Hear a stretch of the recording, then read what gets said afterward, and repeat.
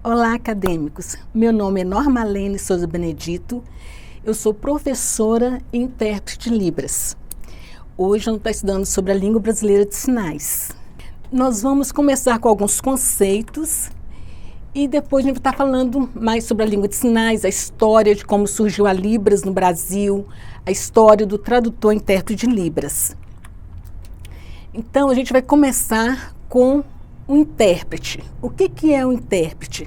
É a pessoa que interpreta de uma língua para outra o que foi dito, ou seja, da língua fonte para a língua alvo. Intérprete da língua de sinais.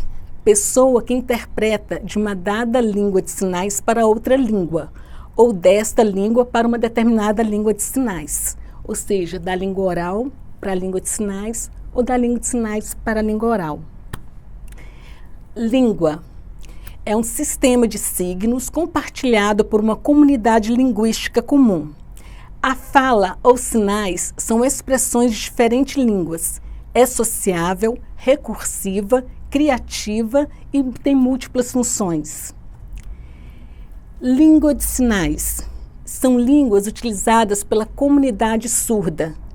Apresentam propriedades específicas das línguas naturais. É reconhecida enquanto língua pela linguística. Linguística é a ciência da linguagem humana. Libras é uma das siglas para referir à língua brasileira de sinais. Esta sigla é difundida pela Federação Nacional de Educação e Integração dos Surdos, que é a FENES. Este é o sinal. LSB é outra sigla para referir-se à língua de sinais brasileira. Esta sigla segue os padrões internacionais de denominação das línguas de sinais. Linguagem refere-se ao conhecimento interno dos falantes ouvintes de uma língua. Também pode ser entendida num sentido mais amplo, qualquer tipo de manifestação de intenção comunicativa, por exemplo, a linguagem animal e todas as formas que o próprio ser humano utiliza para comunicar e expressar ideias e sentimentos, além da expressão linguística. Exemplo, a expressão corporal, mímica, mas no caso da Libras, a gente não usa o termo mímica, a gente fala que é o classificador, que é CL. E também tem os gestos, etc. Língua fonte e língua alvo. A língua fonte é a língua que o intérprete ouve ou vê para, a partir dela, fazer a tradução e a interpretação para outra língua, que é a língua alvo. E a língua alvo é a língua no qual será feita a tradução ou a interpretação. A modalidade das línguas. Temos a língua falada e a língua sinalizada. A língua falada é a língua oral auditiva. Utiliza a audição e a articulação através do aparelho vocal para compreender e produzir os sons que formam as palavras desta língua. A língua sinalizada, ela é visual e espacial, ou seja, utiliza a visão e o espaço para compreender e produzir os sinais que formam as palavras nestas línguas. E também elas são gráfico-visual. São representações numa modalidade gráfica visual. É a representação gráfica, escrita. Modalidades da tradução e interpretação, ou seja, é da língua brasileira de sinais para o português oral, dos sinais para a escrita, do português oral para a língua de sinais e da escrita para os sinais. A tradução sempre envolve uma língua escrita. E a interpretação sempre envolve as línguas faladas ou sinalizadas, ou seja, nas modalidades orais auditivas ou visuais espaciais. Assim, poder-se-á ter a interpretação da língua de sinais para a língua falada e da língua falada para a língua de sinais. O termo tradutor é usado de forma mais generalizada e inclui o termo interpretação. Então, nós somos tradutores e intérpretes da língua de sinais. Identidade e cultura surda. Identidade é a pessoa que se identifica como surdo e situa-se culturalmente dentro das experiências visuais. Já a cultura surda é a identidade cultural de um grupo de surdos, com características específicas visual. A forma de organizar o pensamento e a linguagem transcendem as formas dos ouvintes. Modalidades da tradução e interpretação, ela também pode ser simultânea ou consecutiva. A tradução e interpretação simultânea é um processo de tradução e interpretação que acontece ao mesmo tempo. A pessoa vai sinalizando ou falando e o intérprete já vai no mesmo tempo interpretando. A tradução e a interpretação consecutiva, o tradutor e intérprete primeiro ouve o enunciado de uma língua fonte, processa a informação e posteriormente passa para outra língua, que é a língua alvo.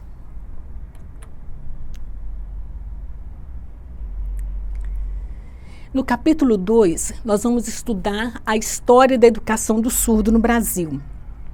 No fim do século XVII, mais ou menos em 1717, as Santas Casas de Misericórdia tiveram muita importância na história das pessoas com deficiência, pois institucionalizavam pessoas doentes e carentes.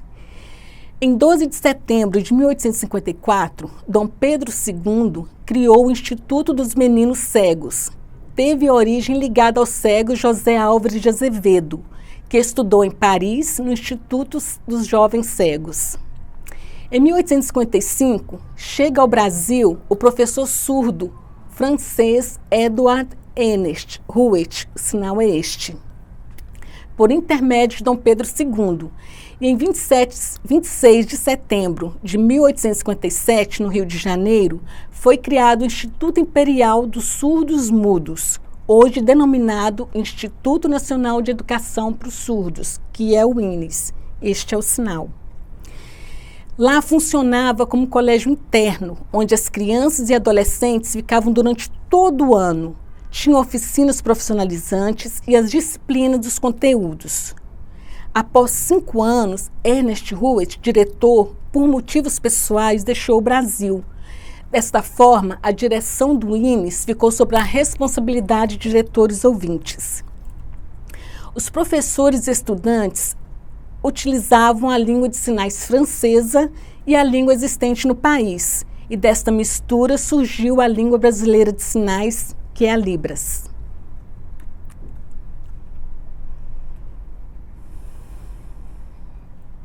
Em 1970, chega ao Brasil, conforme Vieira e Bondezan, a filosofia da comunicação total. Com os estudos da linguística da década de 1980, pela professora Lucinda Ferreira Brito, inicia os estudos da Libras, abrindo espaço para estudos relacionados à filosofia educacional do bilinguismo. Da década de 1980 até 1990, floresceu no Brasil o uso da língua de sinais, a filosofia educacional conhecida como comunicação total.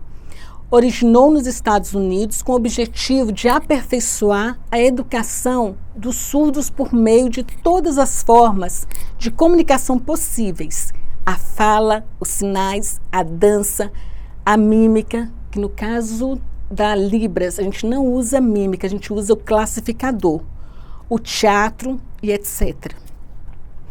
As concepções de surdez e da pessoa surda no Brasil passam por modificações, utilizando várias metodologias em distintas abordagens para surdos, destacando o oralismo, a comunicação total e o bilinguismo. A premissa básica da proposta bilíngue é o acesso à língua de sinais, a qual deve ser trabalhada com a criança por educadores bilíngues. No capítulo 3, vamos estudar a história do profissional tradutor e intérprete da língua de sinais. Em vários países, há tradutores e intérpretes de língua de sinais. A história da constituição deste profissional se deu a partir de atividades voluntárias, que foram sendo valorizadas enquanto atividades laborais, na medida em que os surdos foram conquistando o seu exercício de cidadania. Então, a gente tem um caso na Suécia, nos Estados Unidos e também no Brasil. Na Suécia, o trabalho do tradutor-intérprete começa no final do século XIX. Em 1938, 5 cargos de conselheiros para surdos foram criados. Em 1947, mais de 20 pessoas assumiram a função de intérpretes. Em 1968, por uma decisão do parlamento, todos os surdos teriam acesso ao profissional intérprete diante de reivindicações da Associação Nacional de Surdos, criado o primeiro curso de treinamento de intérprete. Em 1981, foi instituído que cada conselho municipal deveria ter uma unidade com intérpretes. Já nos Estados Unidos, em 1815, Thomas era intérprete de Laurent, surdo francês que estava nos Estados Unidos, para promover a educação de surdos. Ao longo dos anos, pessoas intermediavam a comunicação para surdos, como voluntários, utilizando uma comunicação muito restrita. Em 1964, foi fundada uma Organização Nacional de Intérpretes para Surdos, estabelecendo alguns requisitos para a atuação de intérpretes. Em 1972, essa organização começou a selecionar intérpretes, oferecendo um registro após avaliação.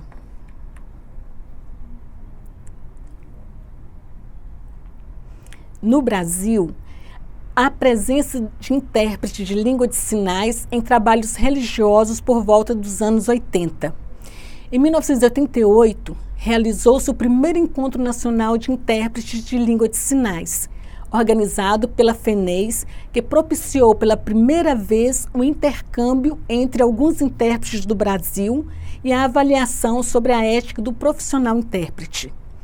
Em 1992, realizou-se o segundo Encontro Nacional de Intérpretes de Língua de Sinais, também organizado pela FENEIS. A partir dos anos 90, foram estabelecidos unidades de intérpretes ligadas aos escritórios regionais da FENEIS. De 1993 a 1994, realizaram-se alguns encontros estaduais. Em 2002, a FENEIS cedia escritórios em São Paulo, Porto Alegre, Belo Horizonte, Teófilo Otoni, Brasília e Recife, além da matriz no Rio de Janeiro. Em 2002, foi disponibilizada a página dos intérpretes de língua de sinais, www.interpretitels.hpg.com.br. No dia 24 de abril de 2002, foi promulgada a Lei Federal, Lei 10.436, que reconhece a língua brasileira de sinais como língua oficial das comunidades surdas brasileiras. Tal lei representa um passo fundamental no processo de reconhecimento e formação do profissional intérprete da língua de sinais, bem como a abertura de várias oportunidades no mercado de trabalho, que são respaldadas pela questão legal.